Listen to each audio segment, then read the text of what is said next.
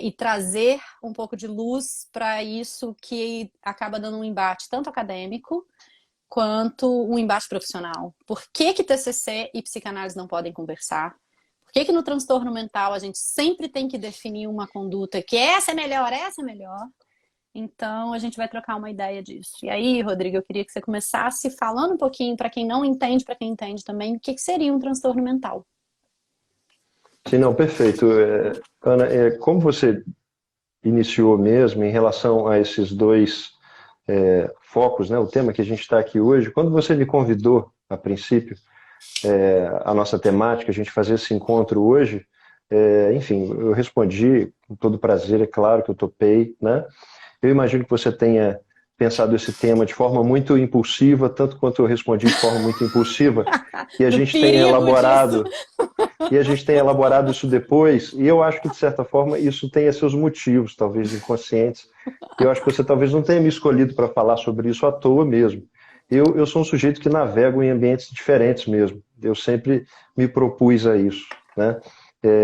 A estar no ambiente médico e estar no ambiente psicanalítico, que trocam muitas farpas, né?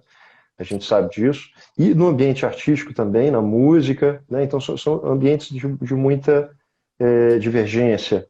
Então, de certa forma, quando eu depois parei para analisar novamente, com profundidade, cada letra do título do nosso encontro hoje, né? TCC ou psicanálise para o transtorno mental, né? Isso soa quase mesmo como um duelo mesmo, Uma né? Quase escolha. como Uhum. uma escolha, um fla-flu, né? Uma coisa direita-esquerda, né? Quase como um, né, clássico ou contemporâneo, preto ou branco, né?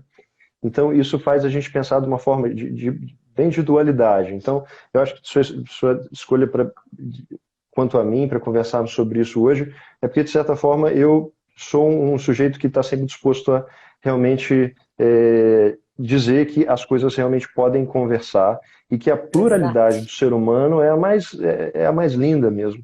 É o que me fez escolher estar onde eu estou, fazendo o que eu faço mesmo. Escolher tratar um sujeito com sua subjetividade e com a sua organicidade também, né, com o seu cérebro como órgão também, né, a união dos dois fatores, não só um estômago, né, com todo respeito aos gastroenterologistas. Mas o que acontece nessa dualidade que eu observo é que a gente vê realmente que existe uma tendência, ao meu ver, muito sintomática dos profissionais de defenderem com unhas e dentes as suas estratégias, né, de tentarem enquadrar os pacientes ao que fazem, da forma que fazem, né, e culpabilizarem muito os pacientes, às vezes, por não se adaptarem, e julgarem alguns como tolos por não se adaptarem, menos cultos, né, e outros por, às vezes, não se adaptarem a alguma coisa porque realmente não estão dispostos àquilo, ou por isso ou por aquilo, né? Então, eu acho que o ser humano ele é feito por diversidades e momentos. Isso faz com que seja muito interessante. Agora, respondendo à sua primeira pergunta, né, o conceito de transtorno, de adoecimento, já é uma coisa interessante, porque a gente pensar em transtorno e doença já é uma coisa que remonta à questão histórica da psiquiatria. A psiquiatria está sempre rediscutindo nomenclaturas. Isso é uma forma de tentar amenizar um pouco a questão do preconceito mesmo, né? Por exemplo, a questão da deficiência intelectual, que é o termo que a gente utiliza hoje em dia, já foi utilizado como retardo mental, né, idiota, né, que hoje são termos pejorativos. Então, o próprio termo transtorno hoje é uma forma da gente confortar um adoecimento. O termo adoecimento, né, doença, vem do latim dor mesmo, vem de sentir dor. Adoecimento como qualquer outro adoecimento na medicina, né? E a medicina, desde curar, e quando não se curar, se aliviar a dor, né? Então, o princípio de doença o existir de uma dor, né? E o transtorno já vem desse mesmo latim, né? Do trans, né? Do virar, do retorno, do eterno retornar, que remonta até a questão da repetição, A né? Do repetição. Freud, né? Do adoecer, que no final das contas a gente está falando da mesma coisa. Adoecer e transtorno é tudo a mesma coisa. A gente só está fazendo um terminho mais blasé para tudo ficar numa boa e ninguém achar que é doente mental, você só tem o transtorno mental. Mas ambos você pode estar adoecido. Não quer dizer que você é adoecido muitas das vezes. Às vezes você está adoecido. A grande questão é que nessa vida ninguém passa impune. Viver é perigoso mesmo. Então, de certa forma, é desse jeito que eu observo. Então, se a gente analisar o termo saúde pela OMS mesmo, né, o termo de 2016, muito recente, super contemporâneo, o conceito de saúde não se restringe à ausência de doença, né? É mais uma questão do bem-estar físico, psíquico e social.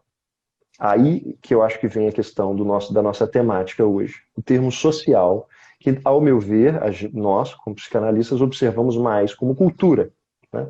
Como Freud sempre observou, como uma questão cultural. Então, eu acho que a gente discutir sobre TCC ou psicanálise, hoje, a gente ter que estar discutindo esse tema hoje, é porque a gente tem que analisar como está a nossa cultura hoje.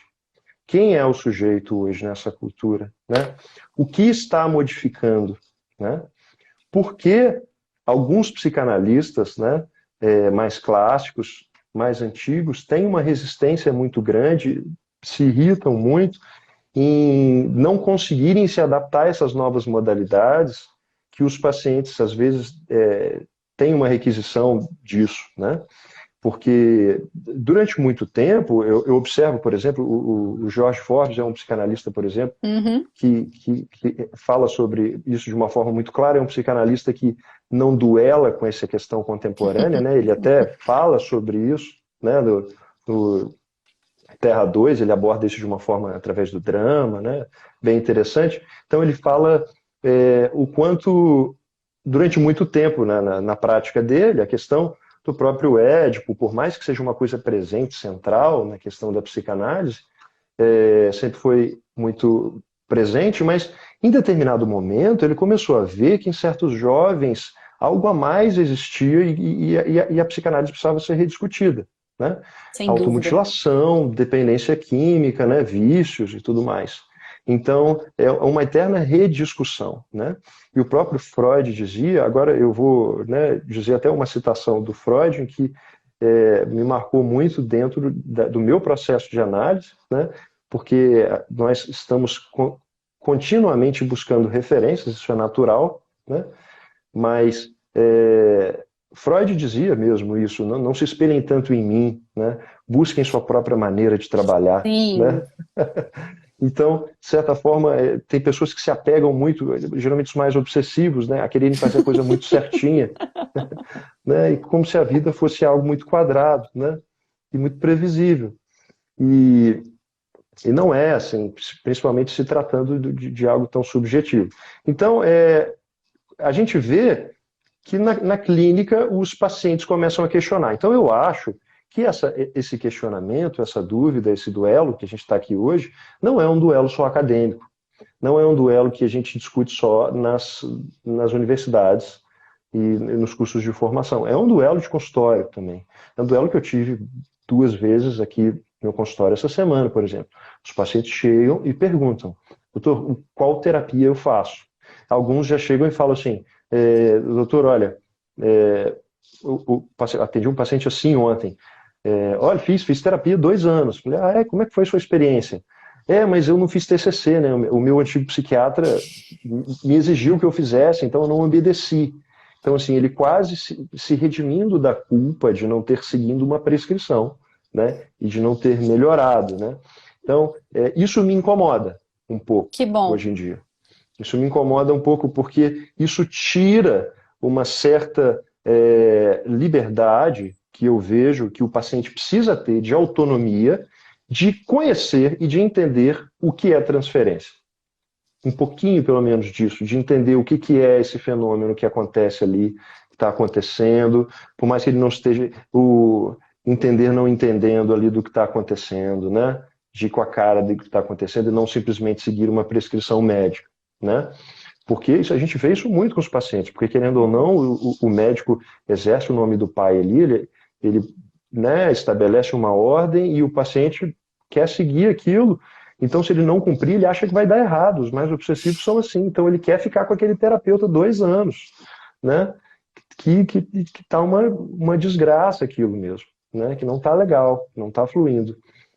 Então, isso tem que ser discutido com os pacientes. Então, uma coisa que eu acho interessante é a gente discutir qual é a posição também do psiquiatra nessa escolha dos dois que eu Perfeito. vejo, Por né? quê, né? E tem uma coisa na dependência química que eu acho muito interessante, que eu não vejo na psiquiatria, que é muito interessante, porque dentro da dependência química, né, a gente sabe que as perspectivas de melhora, né, são tímidas. Os pacientes realmente têm melhoras pequenas, né? E os quadros são muito individuais. São quadros recorrentes, crônicos. Então, tem diversas perspectivas de tratamento, cada um visto de uma forma muito individual. Mas tem uma coisa muito central que me interessa, que eles chamam de gerente de caso, que não necessariamente é o psiquiatra.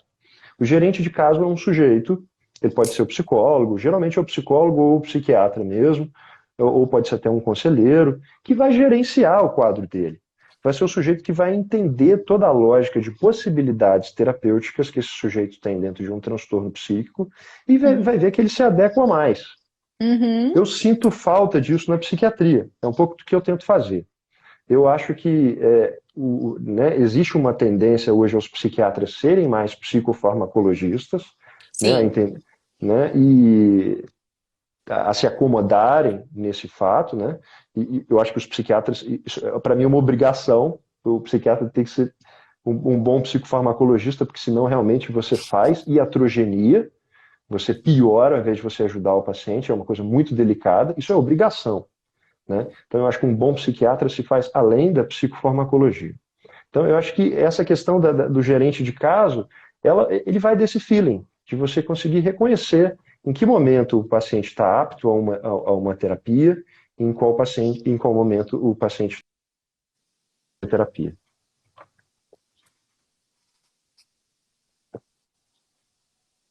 Mas, bom, seguindo no que você estava falando a respeito da TCC, né?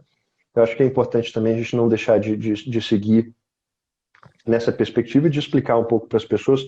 Sei que temos alunos aqui, pessoas de várias áreas, e temos outras pessoas também, de explicar um pouquinho do que é cada um, né? Exatamente. A psicanálise, ela foi, sem dúvida, a primeira forma de tentar se tratar os transtornos psíquicos, né? Se iniciou com Freud no final do século XIX e se baseava especificamente no fato dos conflitos serem inconscientes, né? E a TCC já veio na década de 60, em 1960, se baseando mais na fenomenologia consciente, né? Se baseando numa tríade clássica, né? Criada por um psiquiatra, o Aaron Beck, onde pressupondo que os pacientes tinham pensamentos disfuncionais, ou seja, eles acreditavam que os pacientes, de certa forma, alimentavam pensamentos a respeito de si, das pessoas ao seu redor, do mundo que eles viviam e do futuro disfuncionais, pensamentos errôneos a respeito das coisas. Então, ele propôs uma forma de reelaboração desses pensamentos, de reelaborar de forma pragmática, de forma direta com os pacientes, esses pensamentos disfuncionais que se tornam também uma repetição, né? Uma Tem repetição. tanta semelhança quando eu leio os dois, Rodrigo. Sim, são muitas, Até exatamente, são desenhos do formas. Beck que estão no Freud, que eu olho e falo assim, gente, não é possível, tem muita semelhança, apesar da técnica de intervenção ser distinta e da epistemologia ser distinta, mas tem Uhum. coisas que podem conversar. Sim, eu concordo perfeitamente. E né, ambos são mecanismos de defesa, assim, né? E de certa forma é, é indiscutível que o Beck bebeu da água psicanalítica, né? É, As pessoas esquecem disso não também. contam, eu acho que elas escondem de propósito, por conta dessa Escondem, rivalidade. é lógico, né? Assim, é uma coisa lógica, mas a questão é que é uma questão progressiva. Mas então seria essa tríade clássica, e geralmente as sessões são sessões mais bem definidas. Alguns profissionais trabalham, por exemplo, com 12 sessões. né? Logo na primeira sessão, o paciente já chega e ele estabelece junto com o terapeuta como vai ser. Olha, nós vamos trabalhar aqui 12 sessões, qual é a sua expectativa de melhora, o que você quer melhorar, né? Qual é o seu diagnóstico, vamos ser pragmáticos a isso.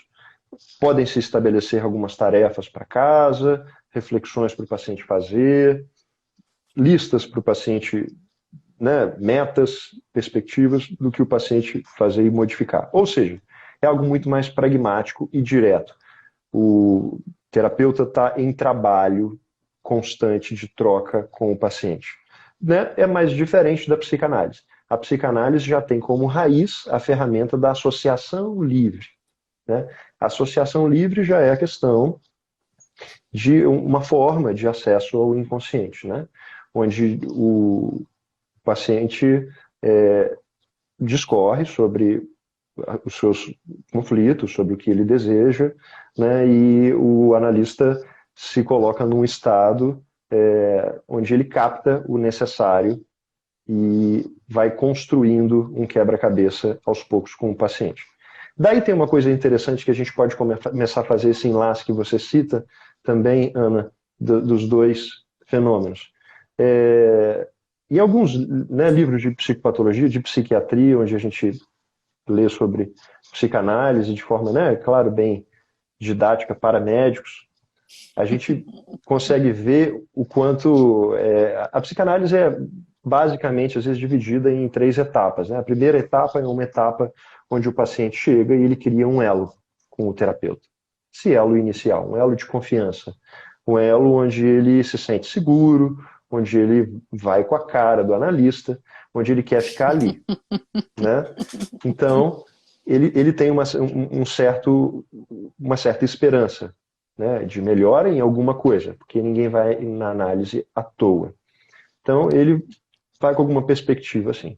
Num segundo momento, ele já entra num processo que a gente chama de neurose de transferência, que é a grande magia do negócio, ao meu ver, que é onde o paciente consegue, de certa forma, transferir os seus sintomas ao terapeuta através de uma fenomenologia com que ele também faz com a sua vida. Ele repete com o terapeuta o que ele também faz com a vida. Ele faz com que o terapeuta seja um pouco seu pai, enfim, remonta certos conflitos e isso vai se retomando. Né? Então, a gente pensando na questão contemporânea, em quem é o sujeito hoje em dia, né? Quem é esse novo jovem hoje em dia, que a gente pensar no jovem hoje em dia também vai até os 30, né? Que hoje, o adolescente hoje vai até os 30 anos. Né? O conceito de adulto hoje está cada vez mais distante. A gente vive uma nova configuração. A gente está quase admitindo a antroposofia, né? De que você só se torna adulto com 27 para frente, né? 28 para frente. Sim, sem dúvida, cada vez mais na casa dos pais, né? Distante de ter filhos, com mais cachorros. Estamos mais assim mesmo. É uma nova forma de viver. Então, partindo dessa perspectiva, a gente comparando as duas situações, a gente enxerga que muitos dessas novas gerações antigas que vêm se formando com os novos adolescentes, por exemplo, os pais têm projeções narcísicas muito grandes nos filhos, né? Muitas das vezes, é muito comum, eu imagino que você veja na sua prática, que você trabalha também com crianças e adolescentes, né? Realmente a ausência do nome do pai mesmo, dos familiares, né? Dessa questão de presença da lei familiar e dessa falta terceirização. De identificação, né, Rodrigo? Uma falta de identificação, uma precariedade de identificação muito grande, incluindo uma abertura para, que eu não vou nem discutir, mas a questão das minorias e de outras, uma modificação muito pesada das identificações que você coloca na criança e que são necessárias. Sim, sem dúvida. Então, quanto menos filhos, né? De certa forma, os filhos sempre foram criados com o intuito de trabalharem, né? Ou das famílias muito ricas de herdarem, seja lá o trono ou a riqueza, né? Ou o poder, ou nas famílias mais pobres de trabalharem, de serem mão de obra, né? E hoje em dia são projeções narcísicas, né? Eu quero ter um filho porque quero que ele seja doutor, porque quero que ele seja sei lá o quê, né? Então, é muito fácil se frustrar nessa lógica, né? Porque viver é perigoso mesmo. Então, nunca se sabe o que vem lá, esse próximo filho. Então, é muito comum os adolescentes se tornarem a própria lei, às vezes. Então, os pais terceirizam, muitas das vezes, essa lei aos terapeutas. Os terapeutas têm, às vezes, que estar nesse cargo, né? Então, a gente vive esse momento muito diferente, eu observo, do Freud, né? No momento onde chegavam para eles as histéricas muito contidas nos seus sintomas, né? Muito com o desejo de simplesmente falar o que não podiam falar. Então, só de deitarem no divã e de falarem sobre os seus desejos reprimidos, tinham melhoras tremendas, né? Porque viviam numa sociedade muito repressiva, né? Então, a gente vive hoje numa sociedade que não tem Não repressão. tem. Não Você tem. está angustiado, você posta no Instagram e todo mundo vem perguntar como é que você está, né? Acabou de receber a gratificação, né? Então as redes sociais, elas mudaram completamente essa perspectiva de dar voz às pessoas, né? E remontando, né, que o Nelson Rodrigues, que é polêmico também, né? Os imbecis são maioria. Então, de certa forma, você está dando voz à maioria também. Então, as pessoas estão falando mais besteira, as pessoas estão mais impulsivas, né? Então, ao meu ver, eu vejo na minha clínica que nós não vimos pessoas mais reprimidas. Nós vemos Também não pessoas mais vejo. impulsivas hoje em dia. Vemos pessoas mais, teoricamente, menos neuróticas, né? O id está mais solto aí na situação. Se a gente Então, chamar de border, a gente já está dando o diagnóstico. pois é. Então, a gente vai vendo que as pessoas estão mais impulsivas. Então, seguindo nessa lógica, nesse estágio 2 que eu falei do processo psicanalítico, onde começa a existir a transferência, muitas das vezes na TCC, esse estágio 2 aí já está acontecendo nas primeiras sessões. E às vezes na análise isso está demorando um processo ali para acontecer, porque está na associação livre. Aí o que acontece? Passa um mês que o paciente está vindo aqui, 2 meses, né? Que geralmente, como médico, eu encontro o paciente mensalmente, às vezes de 2 em 2 meses, e os pacientes falam, doutor, ele não fala nada. Né? Ele não fala, ele não se comunica. Né? Então, isso é uma questão, eu vou deixar claro com a sua reação, Não, a minha que reação é do psicanalista que não fala nada. Não isso, é do paciente, é do psicanalista que não fala nada. Minha reação é com perfeito, isso. porque eu te conheço mesmo, Pois é. porque eu te conheço, eu sei seu perfil, porque eu acho que esses perfis são perfis muito melancólicos, são dramáticos como a antiga psicanálise, querem viver uma coisa antiga que aprenderam e não estão conseguindo talvez se readaptar. Isso é dramático mesmo, é triste, e eu acho que nós viveremos isso também, Ana. A gente está aqui discutindo confortavelmente nossas readaptações, somos jovens, né? Mas eu acho que daqui talvez 30, 40 anos, a gente vai estar aqui se lamentando do porquê a gente não está conseguindo se readaptar a uma nova lógica, né? Verdade. Pós-moderna, né? Já que já estamos na pós-modernidade. É Então verdade. não dá para ser cruel com esses colegas, né? Eu acho que isso é um fenômeno da natureza, da vida. Mas retornando ao que eu estava falando, então eu acho que os pacientes muitas das vezes a TCC ela já consegue estabelecer uma transferência mais rápida porque os pacientes vêm nesse desejo de me contenha, dizer pelo não dito, né? Me contenha ao invés de simplesmente me ouvir, né? E isso às vezes faz com que os pacientes busquem mais isso. Eu digo porque eu ouço na clínica mesmo. Fiz psicanálise, não gostei, estou fazendo TCC por esse motivo. E muitas vezes ouço críticas contrárias também, né? Olha, fui a TCC, fiz 12 sessões e tive alta, doutor. Como assim tive alta? Eu acho isso muito interessante, né? Até a discussão do Freud, análise interminável, porque Uhum. como assim, né? Dar alta? Eu acho muito estranho também. Eu acho que o paciente tem que se dar a própria alta. Eu também sou dessa perspectiva psicanalítica. Porque qual é o momento da alta? Né? Qual é o momento? Quem tem que discutir? Qual é o fundamento de uma terapia? Até onde se quer chegar? Né? É só a melhora do sintoma? Isso aí. o engrandecimento vai muito além disso, né? Eu acho que o engrandecimento da terapia vai de você estabelecer uma questão ritualística com o sujeito com que você tá tratando, né? A sessão de análise é um ritual que você estabelece com alguém. Você está, de certa forma, se propondo a estar 1 hora por semana, é muito pouco se parar para pensar, né? Freud fazia o quê? Sessões diárias quase, né, Ana? Na época com as 6. histéricas. 6 por semana. Então, assim, tudo bem que eram, né, aristocracia e tudo mais. Hoje em dia a gente É. vive outro momento. Mas hoje em dia, 1 vez por semana é muito pouco para a gente ter um ritual de 1 hora para a gente falar sobre nossas angústias e elaborar um pouco disso.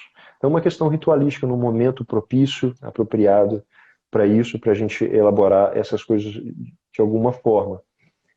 Então, a gente está cada vez mais tendo que refletir isso, sobre até onde se quer chegar com a terapia. E Uhum. a gente vê que alguns pacientes querem continuar, outros não, né? E essa discussão continua. Tem um monte de pergunta para te fazer, mas eu não vou perder as coisas que você falou, não. Se não der para te fazer essas perguntas, tudo bem, a gente faz outra live, faz a parte 2, enfim. Fique à vontade.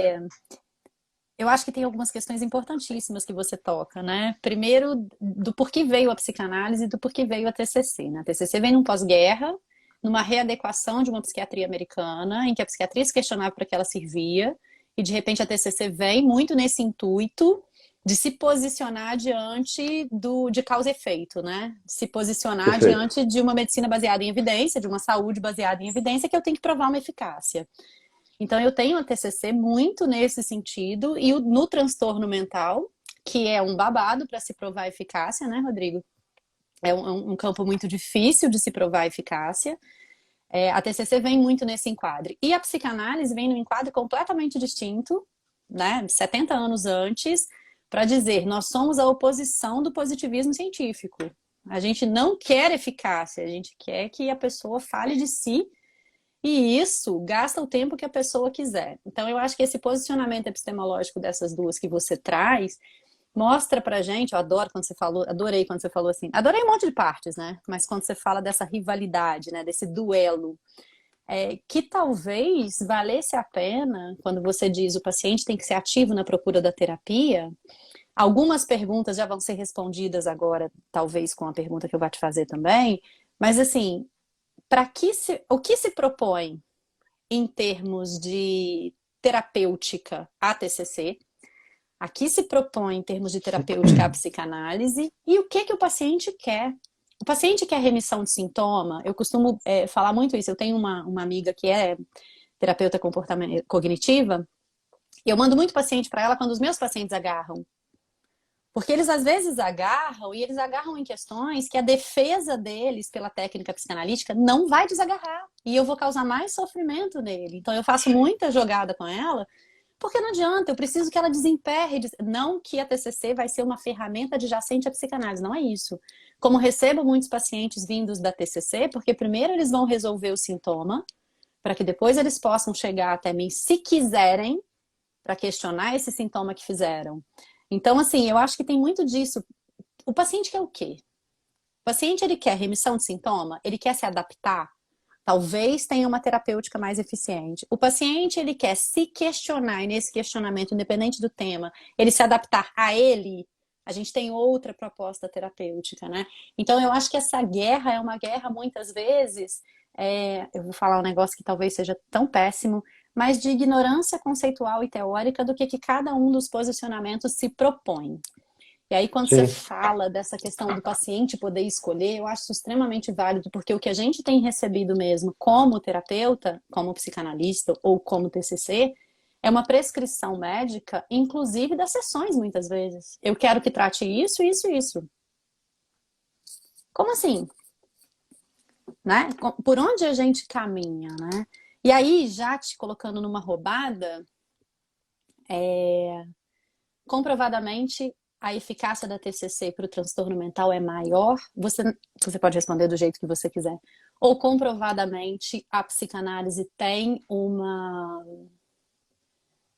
Eu não estou querendo trazer o termo eficácia, porque a psicanálise não é da uhum, eficácia. Mas é isso. A TCC, uhum. ela tem um retorno melhor, ou a psicanálise tem um retorno melhor em relação ao transtorno mental? Lembrando que o que o paciente quer disso, né? Não, em termos de evidência científica, sem dúvida, a TCC ela lidera. Mas é interessante a gente discorrer disso também, disso acontecer, né? A cognitivo-comportamental, como ela tem uma lógica muito mais, diríamos assim, muito ajustada, muito mais métrica, ela é baseada em Sim. questionários, ela é muito mais passível Controlada. de caber numa pesquisa, né? Então, ela é muito mais lógica e ela trabalha, sim, claro, com uma lógica de tempo de melhora, né? E é importante a gente fazer um adendo aqui, muito importante também, na verdade, porque quando a gente às vezes faz essa lógica, TCC e psicanálise, muitas das vezes a gente está discutindo e a gente não consegue pensar em quem é esse paciente mesmo, né? E são tão diferentes assim os transtornos, por exemplo, a gente pensar, né, transtorno de estresse pós-traumático, síndrome do pânico, por exemplo, são transtornos tão limitantes, assim, tão limitantes. Exatamente. Quadros, né, transtorno bipolar, por exemplo, transtorno bipolar, se botar um paciente grave com oscilações do humor, né, com oscilações graves no processo psicanalítico, até um paciente borderline mesmo, assim, um paciente que eu geralmente não indico um processo psicanalítico, o paciente não tem tolerância à frustração, né? Uhum. Então a psicanálise vai propor certa dose de sofrimento a ele não vai conseguir elaborar, ele pode piorar, pode ser perigoso, ele não vai conseguir quebrar esses mecanismos de defesa. Então é muito delicado, assim. Então a TCC é uma ferramenta muito bacana, assim, muito importante, muito boa. Então, a TCC ela vem como um fundamento de melhora interessante, mas eu vejo para alguns casos específicos, tanto quanto a TCC, mas os quadros muito sintomáticos, eles precisam de estratégias muito bem definidas, tanto quanto a medicação, assim, né?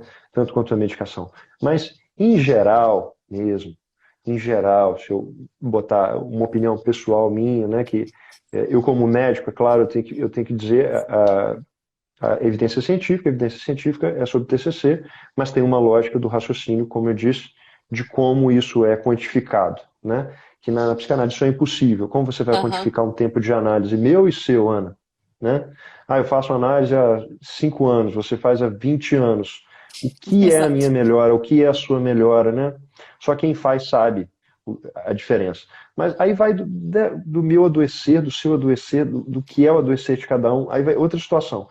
Agora, quando a gente fala de um transtorno psiquiátrico, mesmo de um adoecimento, e a gente vê dentro da lógica do país, da situação que você vive, a Uhum. gente está tratando também de um país onde sua maioria é humilde, onde na maioria do seu tempo eles estão preocupados, na verdade, em trabalhar, em se sustentar, em conseguir, né, pagar o pão de cada dia. A gente está vivendo uma crise bravíssima, então as pessoas estão pensando em fazer o mínimo possível, né?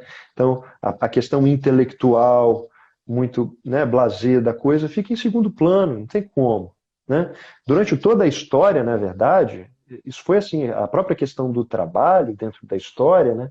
Ela sempre foi ligada a uma questão da distância do intelectual, né? O sujeito que trabalhava com intelecto em geral, filósofos, eram pessoas que realmente não trabalhavam, não tinham hora marcada, né? Então, as pessoas, a maioria da nossa população são trabalhadores, são pessoas que precisam se sustentar. E quando tem um pai de família, ou uma mãe de família, seja quem for, que adoece psiquicamente, a gente está falando de uma coisa muito grave, de uma família Sim. inteira que adoece, né? Então a gente está falando de uma coisa que vai comprometer toda uma estrutura, assim. É uma coisa muito importante, assim. Então, é muito fácil a gente ter os críticos de universidade que não vivenciam a coisa, né? Esses Eu falo chatinhos, tanto isso. Eu vou te cortar só é, para te falar uma coisa. Eu falo muito são, isso na são chatinhos, psicopatologia. Você tem chatinhos um que está pós-modernos. sentado fazendo teoria e um que está no meio da prática, que se esses dois não conversarem, você fica vendo esse daqui criticar e esse daqui apanhar. Porque São quem toma pancada é quem está no consultório e no pronto-socorro, né? sim, são os inteligentinhos, né? Pós-modernos mesmo. Adoro. Porque, não, e eu vou ser sincero, porque eu acho que já fui assim, e acho que estou em constante desconstrução desse eu, talvez. Porque durante minha formação, Ana, quando eu estava fazendo medicina, eu queria fazer psicologia junto, eu queria fazer à noite, minha mãe me bloqueou. Ela falou, não, você não vai fazer porque você não vai dar conta. Que bom que Fez ela ela não bem. deixou. E eu queria realmente fazer psiquiatria, porque eu não queria, e queria ser um psiquiatra que não ia medicar ninguém. Meu pai ria da minha cara, falou, você está louco, você não vai conseguir fazer isso nunca. Né? E ele ria da minha cara. E eu, e eu fui e tentei fugir da psiquiatria um tempo, fiquei muito tempo me dedicando, né, à clínica, à emergência e à música. Depois me entreguei um pouquinho à dependência química e acabei deixando levar para a psiquiatria e para a psicanálise, me entregando.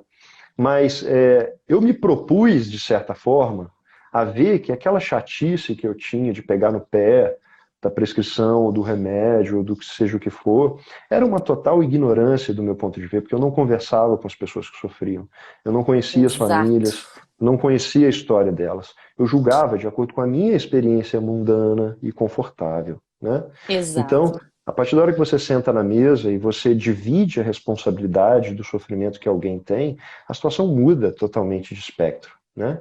Então, né, você como psicanalista, como psicóloga, eu como médico, seu pai, a gente vive isso na pele porque a gente empatiza com a dor do sujeito mesmo, a gente Uhum. compartilha aquela missão que o sujeito leva até nós. Né? A gente tem uma obrigação, um senso moral, nós fizemos um juramento por isso. É. Então, não basta só a gente fazer uma opiniãozinha confortável ali sobre isso. Né? Então, essa discussão vai muito além disso. Né? E por aí vai. E Continue, eu, senão a gente vai pegando caminhos paralelos. não, os caminhos já foram paralelos e é por aí mesmo. Mas Hum? tava pensando aqui em duas coisas que você falou, e aí me desculpe quem fez as perguntas, daqui a pouco eu faço. Não desconsiderando, mas tem uma coisa que você falou que me chamou a atenção, que primeiro, em relação a deixar a pessoa escolher o próprio tratamento, se você não é da área psi, você sequer sabe a diferença dos tratamentos. Primeiro ponto. Então você acaba procurando mais por indicação, por transferência, sem saber muito bem para onde você está indo.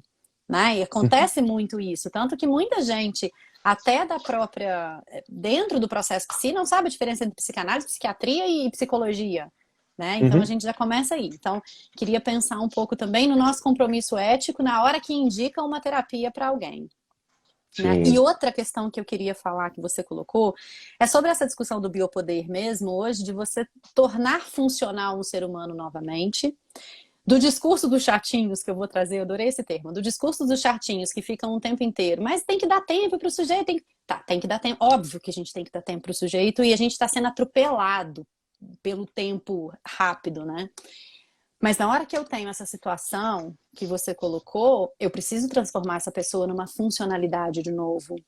Então, assim, a psicanálise tem algumas estratégias de transformar essa funcionalidade para ela acontecer? Tem. A TCC tem estratégias mais rápidas? Talvez sim, né? E pensar um pouco nisso, que os alunos especialmente reflitam nisso, né? Nessa funcionalidade imediata dentro do sofrimento que eu estou escutando com o meu paciente, né? Coisas que eu fiquei pensando disso tudo que você está falando. Sim, perfeito.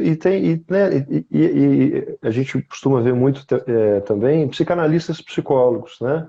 Psicanalistas que acabam escolhendo isso como uma vertente dentro da psicologia. Então tem uma base da psicologia também ali, né? Então as coisas estão convergindo e você não precisa ser aquilo de radicalmente, né? Por exemplo, né? Alguns colegas são mais radicais, mas por exemplo vira e mexe, por exemplo, eu atendo alguns pacientes, às vezes na rede pública, eu atendo, vejo eles com uma micose, por exemplo, no rosto, que eu não vou tratar a micose do cara, bicho. Entendeu? Vai. Sabe? É, Por que que eu não vou fazer aquilo? Trata a micose do cara, eu tô aqui na minha frente, eu sei fazer aquilo. Não, eu sou psiquiatra, não é sei. super Não sei, é algo especialidade, né? simples. Uma super Então, especialidade, né? então eu acho que os psicólogos que se tornam psicanalistas também, eles têm que entender que eles não precisam se abster todo isso. Podemos ser seres plurais. Talvez eu esteja sendo, né, falando algo muito pessoal agora, mas eu acho que o ser humano tem um potencial plural que, de certa forma, uma lógica contemporânea faz a gente acreditar que a gente não tem esse potencial, que se a gente E que for não olhar pode. E que não pode ter. e a gente tem referências antigas que mostram que não. Leonardo da Vinci fazia quantas coisas. O cara pintava, dissecava cadáver, É, fazia um monte de eu, coisa. Aí eu hoje em aprendi. dia, não. O sujeito tem que ser especialista em dedo do mindinho do pé, né? Ele não pode fazer outra coisa. Eu aprendi com a Então, acho Regina que os Castelo, uma psicanalistas, pessoa né? importante para mim e para você, né? Quando ela falou comigo assim, Sim, nunca rasgue o seu diploma de psicologia, mesmo sendo psicanalista. E as pessoas não conseguem, às vezes, tá... Enfim. Eu tenho uma pergunta para te fazer perfeito. bem objetiva. Por que que a psicanálise impera no CAPS e a TCC impera na clínica? Você acha que a psicanálise impera no CAPS? Ainda acho. Bom, Sim, eu não, tenho uma crítica a interessante. fazer que muitas vezes as pessoas sequer sabem o que fazem no CAPS. E aí eu falo com os meus alunos. Muitos estagiários não sabem o que estão fazendo no CAPS com a Não, psicologia. Ah! eu entendi sua pergunta, inclusive tive um embate no meu CAPS hoje, parecido, inclusive. Mas eu acho que há sim uma lógica que a gente ainda vive na saúde mental no Brasil, heranças do movimento da reforma psiquiátrica, né? Existe profissionais da antipsiquiatria que estão no poder, né? Uhum. Profissionais que realmente estão preocupados, um discurso muito sintomático, um discurso muito pessoal, assim, discurso totalmente, ao meu ver, com a intenção de tomada de poder mesmo, e acabam estando no poder mesmo, para, de certa forma, reconstruir as coisas de uma lógica em que eles julgam ser menos agressiva, mas totalmente sem embasamento científico, né? Sem embasamento científico. Então, acho que é uma modalidade da psicanálise que você diz, que, ao meu ver, não tem nada de psicanálise, não tem nada de Freud. São pessoas que utilizam da psicanálise, na verdade, como um escudo para fazer uma forma muito pessoal de se criticar a psiquiatria, de se criticar a medicina, a forma de se tratar, mas não assumem os problemas, né? Não assumem a resolução dos problemas, né? Porque Ai, realmente concordo. existem dilemas muito graves assim para se tratar. E eu acho que o Covid foi muito interessante para isso, muito interessante, que o senso popular, de certa forma, ele vê a ciência como algo soberano mesmo, né? É um aspecto niilista também, né? É uma forma de tentativa de negação das coisas, como se a ciência fosse resolver todos os meus questionamentos, assim como a vida, já que a vida não vale a pena, antigamente, então o céu, quando eu morrer, o paraíso vai ser a resolução dos meus problemas. Então, a gente vive um novo impacto onde a ciência acaba assumindo o lugar de Deus, né? Deus está morto e a ciência assume esse lugar. Então, quando vem o Covid, as pessoas veem que, na verdade, a ciência não é esse Deus que as pessoas acreditam, que sabe de tudo, que governa de tudo, né? Então, que existem casos graves na psiquiatria que realmente são dilemas mesmo, que a gente discute, que a gente passa um dobrado, em que a gente, às vezes, tem que discutir com a equipe, com outros colegas, e que a gente precisa reinternar e ter mil modalidades terapêuticas para que o paciente melhore. E nisso, muitos colegas tratam isso como agressividade, como se você estivesse tratando aquilo como controle do paciente, né? E o paciente está totalmente disfuncional, sozinho, É. isolado, sem família, sem ninguém por ele, sabe? Totalmente, sabe, na estaca zero, assim. Então, é uma perspectiva, ao meu ver, muito muito banal assim das coisas. E para mim isso não é psicanálise. Eu acho que as pessoas tentam usar a psicanálise como um escudo dentro desse argumento antipsiquiátrico, né? Mas acho que não tem nada na verdade. Mas eu vejo que na clínica, como você disse, porque realmente é mais seguro para os psiquiatras prescreverem a TCC a partir do pressuposto que você tem uma segurança dentro de uma lógica baseada em evidências, né? A gente vive um momento onde os médicos estão cada vez mais sendo processados, cada vez mais sofrendo isso, né? Esses fenômenos. Então, quando você faz uma prescrição baseada em evidências, isso te traz um certo conforto, uma certa segurança, né? Mas o que acontece é que nem sempre isso é o eficaz, né?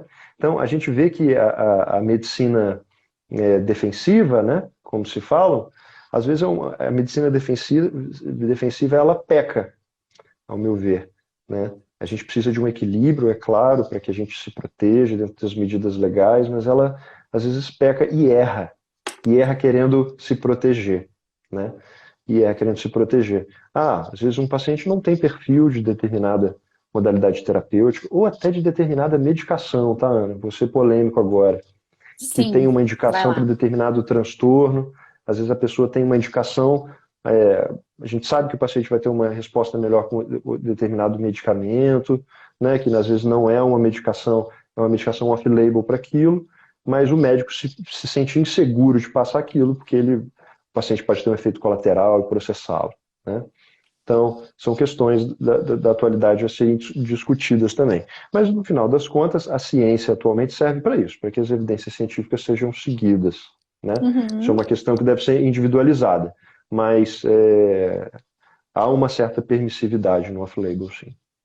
Em que alguns, dentro dessa questão da evidência, né? Alguns discursos vão a favor, outros discursos vão contra. E eu acho que essa é a grande questão. A TCC é a favor disso, a favor no sentido de caminhar junto com a ciência, e a psicanálise caminha no sentido contrário. Daí eu não vou nem entrar na discussão se psicanálise é ciência ou não, porque a gente já teve outra live disso e isso é um babado. Rodrigo, Para você mim, tem. Fala, para mim vai lá. é uma interface. Para mim é uma interface entre a filosofia e a ciência. É uma boa. Você tem mais meia hora Sim, como é que está para eu nosso te tempo fazer as aí? perguntas? Então, a gente vai Claro. fechar essa live e volta, pode ser? A gente tinha mais de 120 pessoas assistindo, porque senão a gente vai cair, eu não consigo salvar e deixar disponível. Pode ser, galera? Todo mundo aí. Ok. Vamos e voltamos, tá bom? E aí eu te faço as perguntas. Até já! Até já.